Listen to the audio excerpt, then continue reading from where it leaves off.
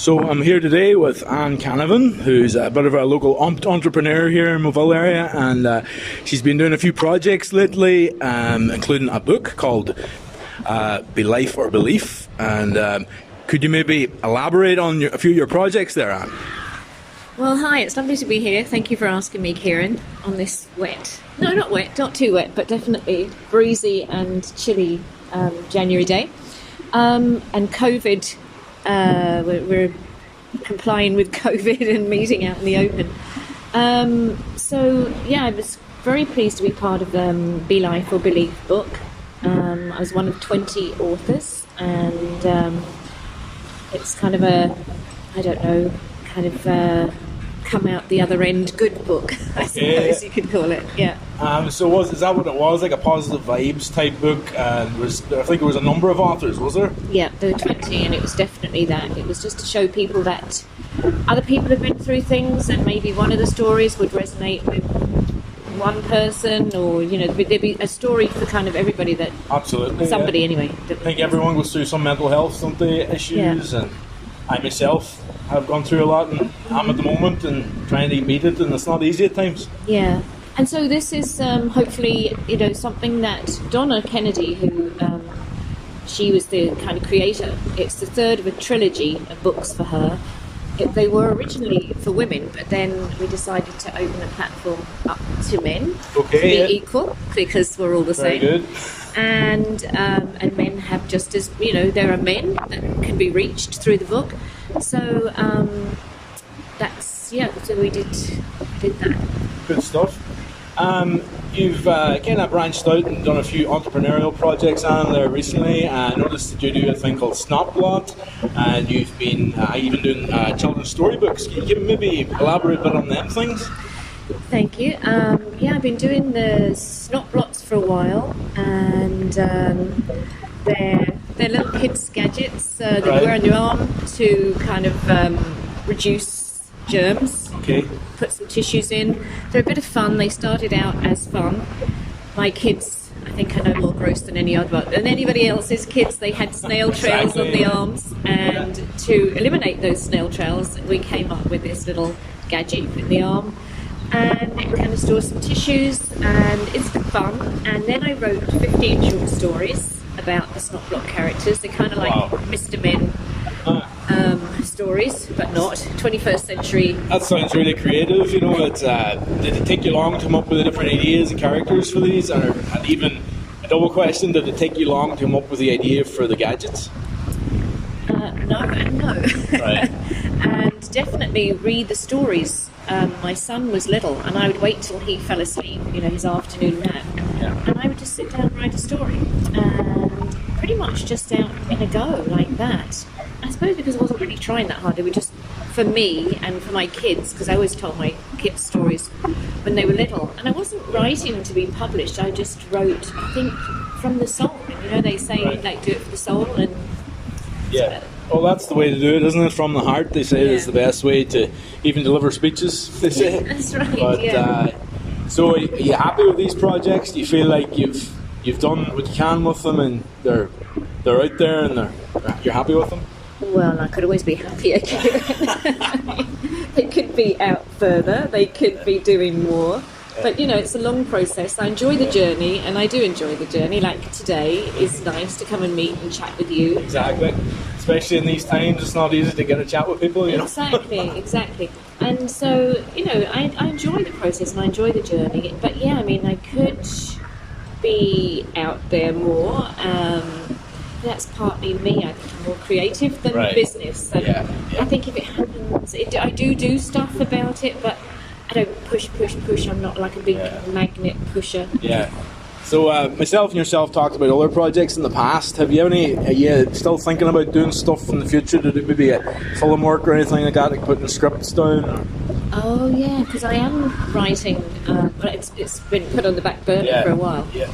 But like a fantasy story. Cool, yeah. And that I would love to be on Netflix. Well, that's the dream. That's the dream. You have to have a dream. You have to have dreams, especially if you're a creative head, Yes. So overall now with the book, are you keeping in touch with the other writers, the other authors that are involved with it? Yeah, most of us are. I mean, obviously, in any group you bond with a few more than others. So I suppose there were but yes, generally speaking, yes, and some stuff. more than others. Yeah. But it was a very bonding process, and I've definitely made some friends for life. I think. I talked to Sharon Thompson a good bit on my shows, and we've featured her on stuff online. And would you know her well? Is she a local author as well? I know Sharon, and she's so good, isn't she? I've read all her books. Well, I can't wait. There's a new one out now, Murder and Wives Club. Yeah. I can't wait to read that. But Sharon's amazing, isn't she? Yeah, she's very good, very talented. Really, yeah. And so going forward, Anne, would you hope to maybe write more stuff and elaborate on your entrepreneurial stuff? Do you have more in mind? I have so many ideas. I'm just looking for somebody. If anybody is, you never know who he is. I'm looking for my other business half. Somebody who has the business strengths. I have the ideas. Yeah. Somebody who's just more business savvy, because I have so many ideas, and some of them are, concepts, some of them are 3D visuals, some are actual prototypes, and I want to license them. And I'm quite happy to marry up with somebody if they're looking for somebody. No, not literally marry up. I know. Poetic license. I love your laugh at that. Well, yeah, you have to have a laugh. But why not find the other half of something? It's I know there's another half out there. Yeah. In business, there's always two sides to the coin. I think, I personally wouldn't be the best at the whole business side of things, but I know that there is people out there that seem to be savvy with both creative and business. Not me. I'm in a bit. I do dumb myself down. I'm not completely dumb, but it's just not my forte, and it's not what I want to spend my time doing. Yeah. I like just. I was just watching an interview with a guy, Tony Khan, who's a few different professional projects going on. Okay.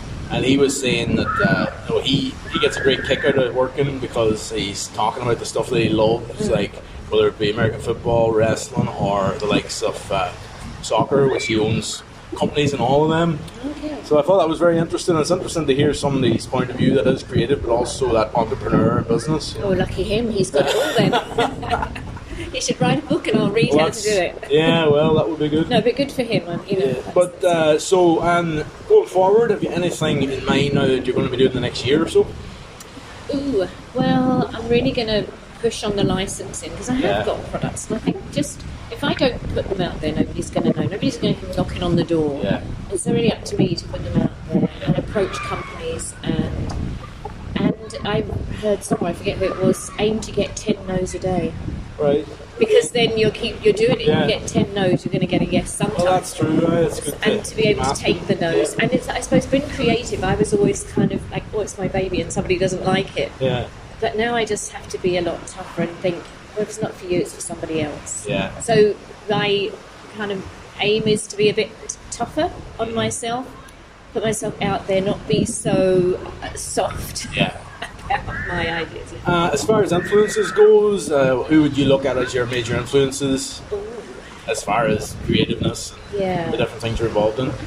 Good question. Well, I mean, anybody who knows me knows I love Richard Branson because I love his ethos.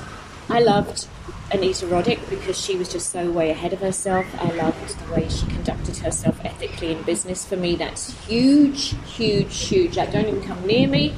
If you're not ethical, I'm not interested. Right. I loved that. I loved Roald Dahl's writing. So many. Yeah, there's so many great ones out there as well. Yeah. And local, Sharon Thompson. That's it, exactly. Yeah. So that's all really. Is there anything else you would like to cover as far as putting it out there? This is going to be on my radio show on Donegal Bay, by the way. So. No, I think that's covered everything. It's covered everything for you, Kieran. That's it, yeah. Thank you very much. Thank you very much, Anne. It's been great talking to you, and I hope you're keeping well and safe during COVID, all right? Oh, thanks, Kieran. Thanks for having me. All the best. Bye-bye, Anne.